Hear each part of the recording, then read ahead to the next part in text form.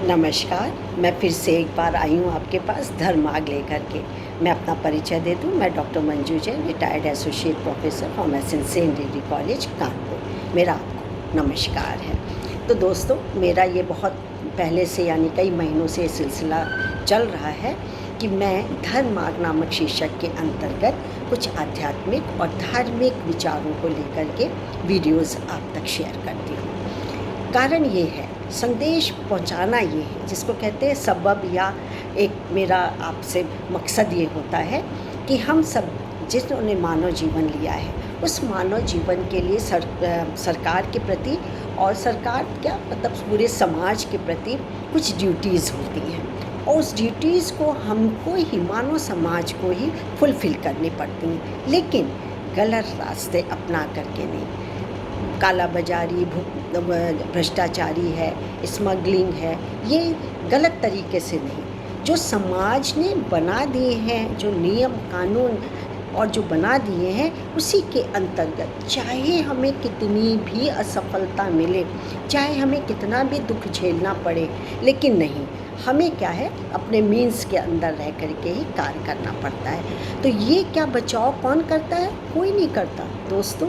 ये धर्म मार्ग पे चलने वाले लोग ही अपने को बचाव करते, नियंत्रित करते हैं और सही रास्ते पे हमेशा चलते हैं, अडिग हो जाते हैं। तो आज भी मैंने एक आपके लिए ये शीर्षक चुना है, जिसका नाम है आत्म तत्व का निरूपण, और इसको हम तक लाए हैं डॉक्टर राघवेंद्र शुक्ल जी। शुक्ल जी, आपका बहुत बहुत शुक्रिया और मेरा नमस्कार है कि मैं आपकी बात जो कि जन जन तक रख रही हूँ। चलिए शुरू करते हैं कि क्या है आत्म तत्व का निरूपण। ईश्वर ही चराचर जगत का आत्मा है, इसलिए स्थावर जंगम संसार में यह सब आत्मा व्याप्त है। आत्मवेदता को ज्ञान निष्ठा कहकर आत्मा की रक्षा करनी चाहिए। अहम अज्ञान का त्याग ही ज्ञान है। वैसे तो उस कार्य को अज्ञान कहा गया है जिसमें कर्म फलों का दर्शन या भोग होता है। प्राकृत अज्ञानी जन क्यों आत्मघाती बताए गए हैं? क्योंकि अविद्या रूपी दोष के कारण अपने नित्य सिद्ध आत्मा का तिरस्कार करने से उनका अजरामत्यादि ज्ञान रूप कार्य अर्थात फल मृतक समान तिरोहित रहता है।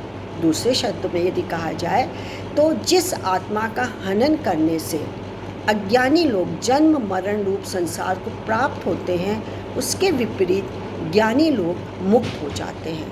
मनुष्यत्व का अभिमान कर रखने वाले के सम्मुख अन्य कोई मार्ग ऐसा नहीं जिसमें कर्म का लेप न हो।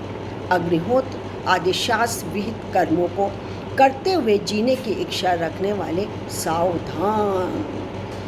ज्ञान और कर्म का विरोध अविचल है, अतः कर्म के त्याग द्वारा आत्मा की रक्षा करें। निवृत्त मार्ग में कर्म का स्थान नहीं, यह कर्म से ऊपर है, त्याग भाव का पालन है।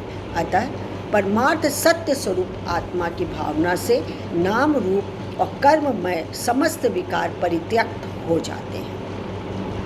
आत्मतत्व चल और अचल दोनों अवस्थाओं में विद्यमान है।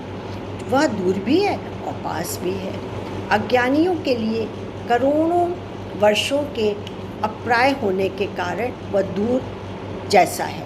आत्मा समांतर है, प्रज्ञान धन है, इससे वह निरंतर ही आकाश के समान व्यापक होने के कारण वह वेगवान मन से कहीं तीव्र गतिशील है।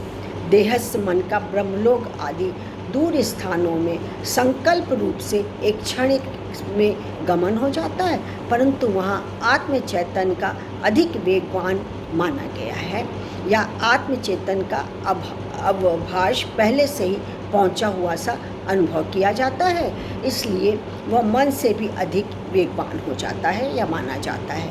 अतः देवगण भी इसे पा न सके। विषयों का प्रकाश होने से चक्षु आदि इंद्रियां ही देव हैं।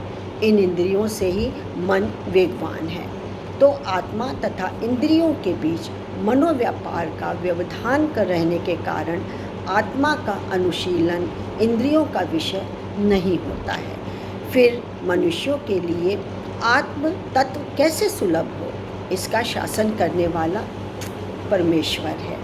तो कितनी सारगर्भित और गहराई होती है इनके विचारों में, जिसको कि छोड़ना नहीं चाहिए। इसका दामन अच्छे अच्छे विचारों का, चाहे वो आध्यात्मिक हो चाहे वो धार्मिक हो, इनका दामन नहीं छोड़ना चाहिए। यही तो हैं जो हमारे जीवन को खुशी, संतुष्टि, प्रसन्नता, निरोग करती हैं और हम सही रास्ते का हमेशा चुनाव करते हैं। तो दोस्तों, आज मैं यहीं समाप्त करती हूँ। कल फिर एक नए अच्छे विचार के साथ उपस्थित होंगी। तब तक मुझे आज्ञा दीजिए। नमस्कार। Thank you.